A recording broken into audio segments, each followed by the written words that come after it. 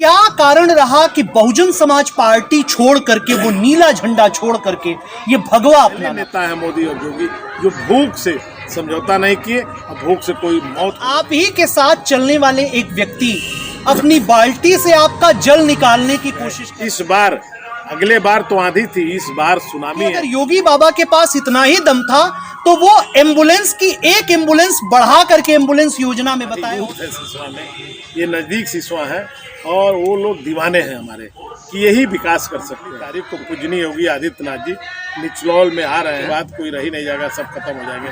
कहाँ गए कोई होगा, कमल के फूल पर बटन दबाना होगा, कमल खिलाना होगा, उत्तर प्रदेश में योगी की सरकार बनाना होगा।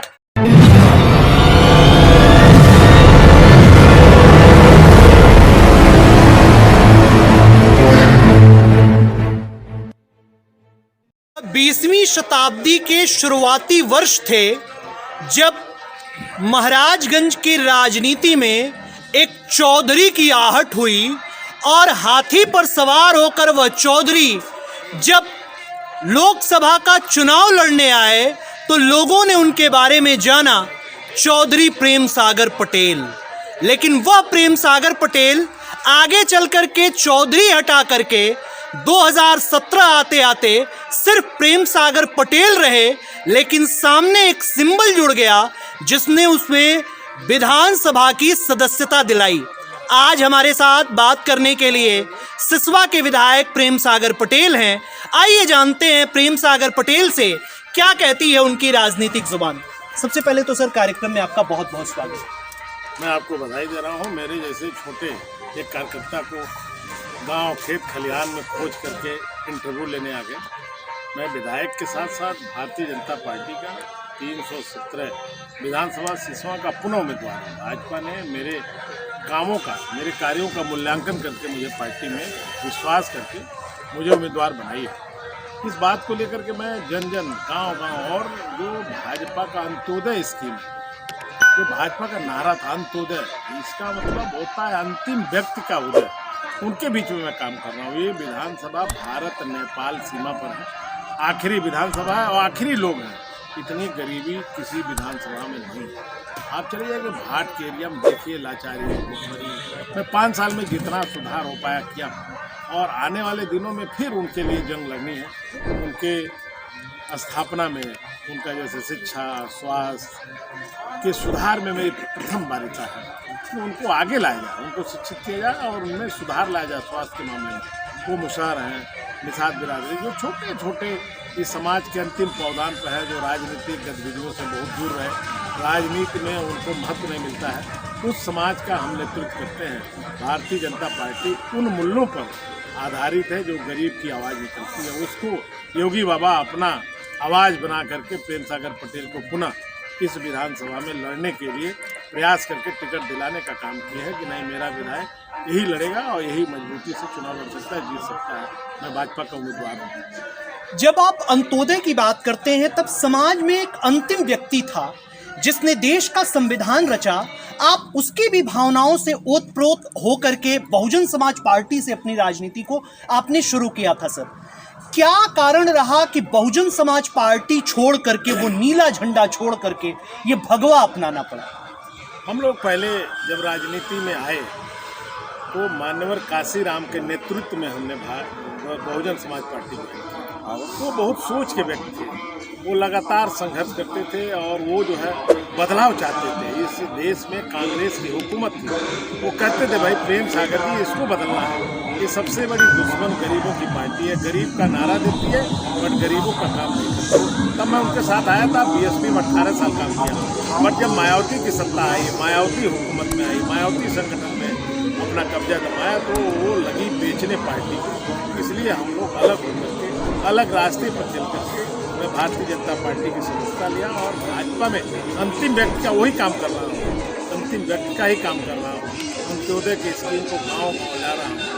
आज गरीब कल्याणकारी योजनाओं में भारत में नहीं, उत्तर प्रदेश में नहीं, दुनिया में योगी का ये जो कार्यक्रम है, घर घर अनाज 80% लोगों को लाभ, वो बहुत लोकप्रिय हुआ है। हमारी जनता बार बार कह रही है हमसे, महिलाएं इस बार पुरुष से ज़्यादा वो भारतीय जनता पार्टी को देने जा रही है। वो कह रही है हम लोग नमक योगी बाबा का खा रहे हैं, इसलिए नमक हरामी नहीं करेंगे। पहले नेता है मोदी और योगी जो भूख से समझौता नहीं किए और भूख से कोई मौत होने नहीं दे रहे, सबको राशन दे रहे हैं। हम लोग बहुत खुशहाल हैं। सर, जब आप अंतिम व्यक्ति की बात करते हैं तब आप ही के साथ चलने वाले एक व्यक्ति अपनी बाल्टी से आपका जल निकालने की कोशिश कर रहे हैं। ऐसे में तो कमल सिकुड़ जाएगा, और इस कमल को सिकुड़ने से बचाने के लिए प्रेम सागर पटेल कौन सा जतन कर रहे हैं? नहीं, वो तो देखिए, वो आप क्योंकि मीडिया के साथी हैं, उनका तथा कथित मीडिया से जुड़ा हुआ है और बॉर्डर पर आके बसे हैं, और क्या करते हैं उन्हीं से पूछिए। मैं तो राजनीति करता हूँ, मेरी खेती राजनीति है, मेरा सेवा राजनीति है, मैं गरीबों के लिए लगातार लड़ता हूँ।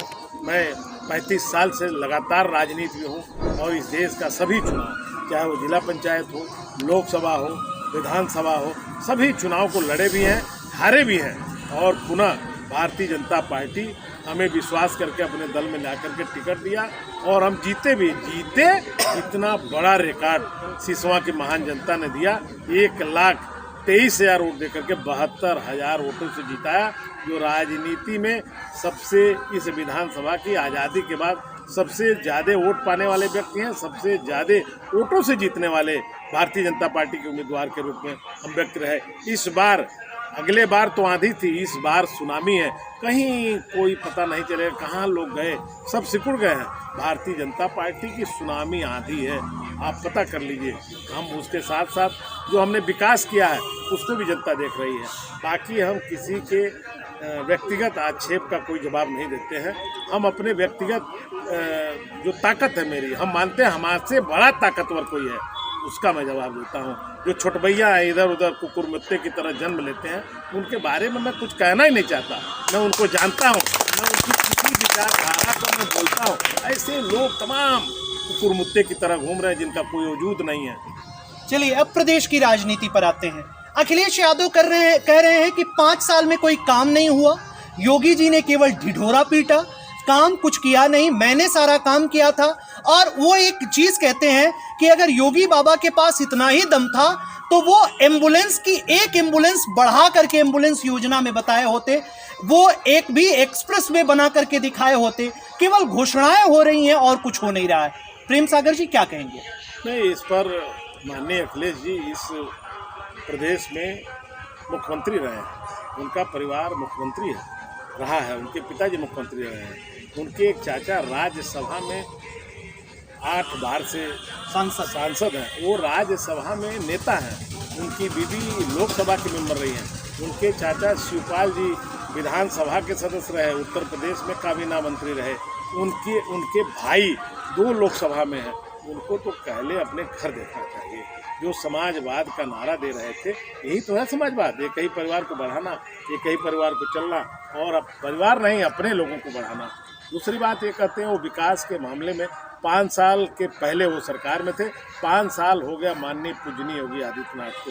वो एक गरीब से पूछिए अंतर क्या है, लोग गरीब सहम जा रहे हैं। ऐसा मुख्यमंत्री इस प्रदेश में, इस देश में कभी कोई नहीं हुआ जो भूख को शांत करे, गरीबों को राशन दे, लगातार 2 बार राशन दे महीने में, उसके साथ नमक भी दे रहे हैं, उसके साथ उनको चना भी दे रहे हैं, उसके साथ उनको सोयाबीन का तेल दे रहे हैं।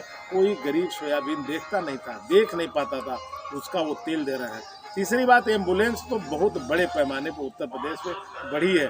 और जहाँ तक काम की बात है तो माननीय अखिलेश जी को एक बार सिसवा विधानसभा में चलना चाहिए अपने सड़कों पर जो हमने बनवाई है। वो सड़क पर चलेंगे तो उनका जो चाय है उनका कुर्ता नहीं खराब करेगी। जब उनकी सरकार थी मोदी जिंदाबाद, जिंदाबाद जिंदाबाद, मोदी जिंदाबाद, जिंदाबाद जिंदाबाद। हमारी जब हमारे सरकार के पहले उनकी सरकार थी, बिजली रहती नहीं थी। इधर गाँव में अंतिम व्यक्ति के झोपड़ी में 18 से 22 घंटा बिजली जा रही है। पूछिए, यहाँ चले जाइए सिसवा। लेकिन बिजली का बिल भी बढ़ रहा है, अखिलेश जी कह रहे हैं 20 हजार बिजली का बिल आप भेज रहे हैं। वो गुमराह कर रहे हैं क्योंकि वो पहले जिन कंपनियों को ठेका दे गए थे वही कंपनियां काम कर रहे हैं। उनको हम लोग इस बार बदल देंगे, उनका कार्यकाल अब पूरा हो गया है। इसलिए साथियों, यहाँ देखिए, आप सिसवा को उठाइए, 148 साल पुरानी टाउन एरिया थी, जर्जर हालत में थी। उसको हमने नगर पालिका बनवाया और 22 गाँव को जोड़ा। 1 लाख आबादी के उत्तर प्रदेश में सबसे बड़ी नगर पालिका गैर जनपद मुख्यालय की सिसवा बाजार है, जिसको माननीय पूजनीय योगी आदित्य ने हर सहमति दे करके वरीयता क्रम में उत्तर प्रदेश की सबसे बड़ी नगर पालिका बनाने का काम किया है। सिसवा विधानसभा की जनता अगर इस बार आपको चुनाव जिताती है प्रेम सागर जी, वह 5 काम कौन प्रमुख से होंगे जिनको आप प्रमुखता से सबसे पहले करना चाहेंगे? पहले तो मैं सिसवा को तहसील बनाना चाहूँगा। ये जो हमारे यूथ है सिसवा में, ये नज़दीक सिसवा है और वो लोग दीवाने हैं हमारे कि यही विकास कर सकते हैं। नगर पालिका बनाए तो तहसील बना सकते हैं, इतना लोगों ने विश्वास किया है। तो पहले वरीयता पर हमारी सिसवा तहसील होगी। दूसरी वरीयता सिसवा में एक गर्ल्स गवर्नमेंट का डिग्री कॉलेज होगा। क्यों? वहाँ मरवाड़ी बिरादरी के और व्यापारी बिरादरी के बहुत बड़ी आबादी है। उनकी घर में लड़कियाँ बाहर जाती हैं, तो मैं चाहता हूँ उनको सुरक्षित रखने के लिए, उनको और ताकतवर बनाने के लिए, शिक्षा से महत्वपूर्ण आयाम को जोड़ने के लिए उनको जो है वहाँ शिक्षा के लिए एक राजकीय डिग्री कॉलेज बनाया जाए। मैं एक रोजगार के लिए टेक्निकल जो कॉलेज है राजकीय गवर्नमेंट पॉलिटेक्निक, उसको यहाँ स्थापना कराने का काम करेंगे। चौथा, हम यहाँ सीडा को लाएंगे जहाँ रोजगार नहीं है। सीडा जब तक नहीं आएगी, ज़मीन नहीं लेगी, बिजली नहीं देगी, ज़मीन बिजली जब साथ देगी तो धीरे धीरे कुटीर उद्योगों का जाल बिछेगा।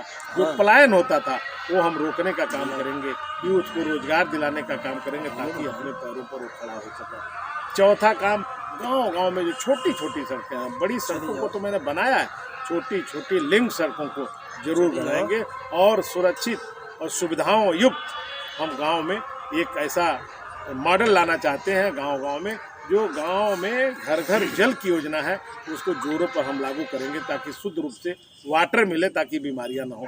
ये 5 प्रमुख काम हैं हमारे। और विकास तो एक जनरल काम है, विकास तो होगा ही। और बिजली में सुधार के लिए हम लगातार प्रयास कर रहे हैं। 132 kVA का सब स्टेशन इसीलिए हम नौनिया में बना रहे हैं ताकि 24 घंटा बिजली की सप्लाई सिसवा विधानसभा में मिले, वो अंतिम व्यक्ति के अंदर वो खुशहाली आए। ऐसा मैं कदम उठाना चाहता हूँ। प्रमुख लड़ाई किससे है?